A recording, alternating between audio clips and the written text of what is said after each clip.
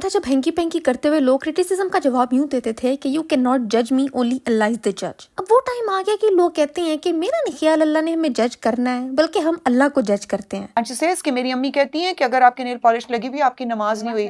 मैं कहा अल्लाह मियां इतने फालतू बैठे हैं कि वो ये देख रहे हैं तुम्हारे 5 यानी इस खरबों की यूनिवर्स में एडा वेला बैठा है अल्लाह ये नेल पॉलिश देख कि वो आपके नाखून चेक कर रहा है कि तुम्हारा एक बाल नजर आ रहा था। इंसान के दिल से अल्लाह की जजमेंट को खौफ निकाल दो और सबको जानवर बनने पर मुबारकबाद दे दो। ये मैडम बीकन हाउस की HOD है, खुद को मोटिवेशनल स्पीकर कहती है। मैं इस लफ्ज से बहुत ज्यादा तंग हूँ। हर कोई मुंह चुक के खुद को मोटिवेशनल स्पीकर कह के ऐसी की तैसी फेर रहा है। अल्फाज चेक करो कि अल्लाह इतना वेला है कि वो मेरे नाखून और मेरे बाल देखेगा। अल्लाह के लिए ऐसे लफ्ज इस्तेमाल करने की ऑडेसिटी किधर से आई है, मैं ये सोच रही हूँ। भाई तुम पढ़ो नेल पॉलिश लगा के नमाज, तुम्हारे दिमाग का जो फतूर है ना उसको माइक पर बैठ के आगे ना करो। अल्लाह ने जो किरामन कातिबीन बिठाए हुए हैं ना सजे खब्बे, वो आपकी एक एक मूवमेंट लिख रहे हैं। वो लूडो खेलने के लिए नहीं लगाए हुए अल्लाह ने हमारे साथ। सूरह कहफ में तो अल्लाह ताला ने फरमाया कि जब मुजरिमों के सामने उनके नामा अमाल रखे जाएंगे तो वो कहेंगे कि कैसी किताब है कि जिसमें हमारी कोई ऐसी छोटी बड़ी हरकत नहीं है जो दर्ज ना हुई हो। मतलब अल्लाह ताला को परवाह है कि बाल दिखा रहे हैं या नेल पॉलिश के साथ वुजू किया गया है। अल्लाह ने तो 2 बार उठने वाली निकाह का भी हिसाब लेना है। ये किस डिल्यूजन में बैठी हुई है कि अल्लाह इतना वेला है कि उसको मेरे नाखून और बाल नजर आने हैं। ये डिवाइन इंसल्ट है उस जात की जो सूरह अल-अनाम में खुद फरमाता है कि दरख्त से गिरने वाला एक ऐसा पत्ता नहीं है जिसका अल्लाह को इल्म ना हो। ठीक है, लोगों से तुम जजमेंट ना सुनो, लेकिन जज करने वाली जात की इंसल्ट तो ना करो। फिर ये बात जिनका नाम गुलसाना मंशा है, वो कहती हैं कि गुनाह कोई चीज है ही नहीं,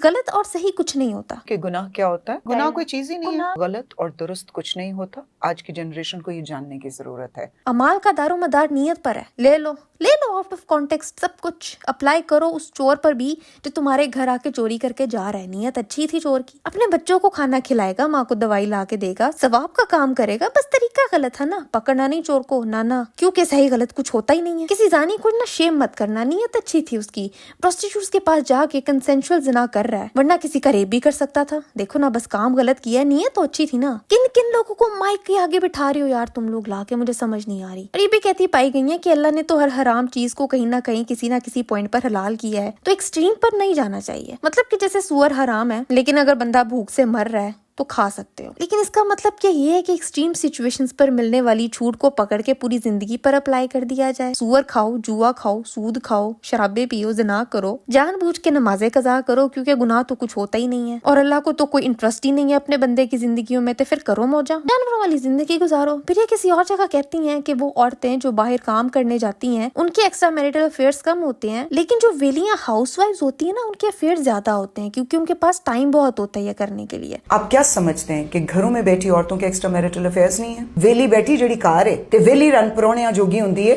ਜਿਹਦੇ ਕੋ ਕੰਮ ਹੈ ਉਹਨੂੰ ਤੇ ਸਾਰੇ ਦਿਹਾੜੀ ਆਪਣੇ ਕੰਮ ਤੋਂ फुर्सत नहीं है। वो तो बेचारी रात ਨੂੰ 10 बजे बिस्तर ਤੇ ਐਂ ਜਾ ਕੇ ਡਿੱਗਦੀ है कि ਉਹਨੂੰ होश ही नहीं होती। अगर आज के टाइम पर खुद को पढ़ी लिखी कहते हुए बीकन हाउस की HOD होते हुए खुद को मोटिवेशनल स्पीकर कहती हुई खुद एक औरत हाउसवाइफ्स को वेली कह रही है ना, तो बहन आग लगा दो अपनी डिग्रियों को। घर में रहती हुई बीमियां अपने शौहरों से प्रोवाइडेड सर्विसेज के पैसे नहीं लेती हैं, तो क्या वो किसी खाते में नहीं है? लगाओ ना जरा कुक्स और शेफ्स घर में, दिन के 3 वक्त खाने बनाने के लिए, कपड़े धोने के लिए, सफाई करने के लिए मासियां अलहदा रखो, बच्चों की नैनियां अलहदा रखो, उनके ट्यूटर्स अलहदा रखो, अपने सास और ससुर की जो खिदमत करती हैं उसके लिए अलहदा मुलाजिम रखो, और फिर कहो कि हाँ हाउसवाइफ्स वेलियां होती हैं और उनके अफेयर्स बहुत ज्यादा होते हैं। और एक वर्किंग वुमन जो होती है ना, जो बाहर जाके पैसा कमा के लाती है, तो वो एक अजीम औरत होती है जो सोसाइटी में कंट्रीब्यूट कर रही है। और घर वाली औरत को तो अफेयर्स ही चलाती रहती है। भाई लानत है आपकी सोच पर। अपने आप को ऊंचा करने के लिए दूसरी औरतों को नीचे उठा के फेंको, शाबाश। कहाँ की तालीम है आपकी और कहाँ का शऊर है? और ये इस तरह के लोग एजुकेशन सिस्टम चला रहे हैं। मैं इमेजिन नहीं कर सकती कि क्या खन्नास भरा जा रहा है बच्चों के दिमाग में। इसी तरह की एक और बंदी के हाथ में माइक पकड़ा दिया किसी ने। खैर इसका तो सारा पॉडकास्ट ही सर पीटने वाले था, लेकिन कहती है कि मुसलमानों ने ना कोई हिस्सा नहीं डाला पाकिस्तान की आजादी में,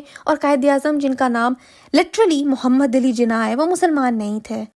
इस मुल्क को जिसने बनाया है वो भी कोई मुसलमानों ने कोई ज्यादा खदमात नहीं है इस मुल्क के अंदर। नहीं, कायदे मोदी जिन्ना साहब ने तो सिस्टम सेट बनाया है ना, मतलब तो कौन थे वो मुस्लिम तो नहीं थे। पार्टीशन के टाइम शहीद होने वाले, जानी नुकसान उठाने वाले लोग, अपनी इज्जत गंवाने वाली औरतें जिन्होंने लिटरली अपना खून दिया पाकिस्तान को, उन्हें ये क्लिप मिल जाए ना तो कहेंगे कि इन जलीलों के लिए हमने अपनी जानें दी हैं, it was not worth it. अच्छा होता आजादी ना ही मिलती और आज तक ये जूते खाते रहते गोरों से।